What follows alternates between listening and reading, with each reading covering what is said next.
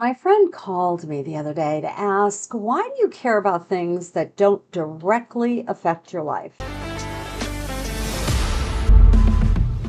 The conversation had come up because I had commented on something this person didn't agree with. Several days later, they called under the guise of, why do you care? But to follow that logic to its conclusion, if they didn't care, why did they call? Now, of course, the conversation was political. In this day and age, I don't think there are too many other conversations that people are having.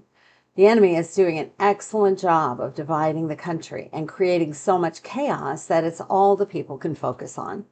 My point to this person was that if you don't care about what's happening in the world around you, then you have no right to complain when the enemy insinuates himself in your life. Too many times people do not recognize when the enemy is working in their lives because they've never been taught. But you only have to look around at the unconscionable ideologies that are rearing their ugly heads and calling evil good. When you cannot follow the argument to a logical conclusion, then you know that the enemy is attacking you and distracting you from the ultimate argument, which is, where are you going to spend eternity? Consider the arguments that Democrats usually use when they don't have facts to back up their statements. They call people names or use their feelings to distract you from a logical conclusion.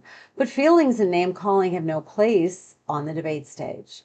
When you're discussing whether transgenderism is a fact or an artifact, you have to follow that argument. For example, the idea of transgenderism has grown significantly in the last 5 years, not because there are more people, but because it's become more accepted to be rebellious, sinful, and focus only on your own physical pleasure.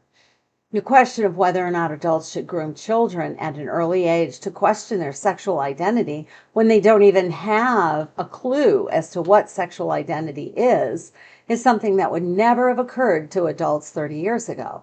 But the enemy has gradually been creating an environment where God takes a back seat, and progressive ideologies, satanic worship, and New Age philosophies are suddenly a driving force in a country that was founded on Christian principles. And before someone asks you why you care about something that doesn't affect your small community or your family, you should have an answer. Today, I pray that you find that answer and that it forms the foundation of how you act and react in the coming months and years. And I declare that as Christ followers worldwide, we have our eyes wide open and our hearts are ready because we represent the kingdom of heaven on earth.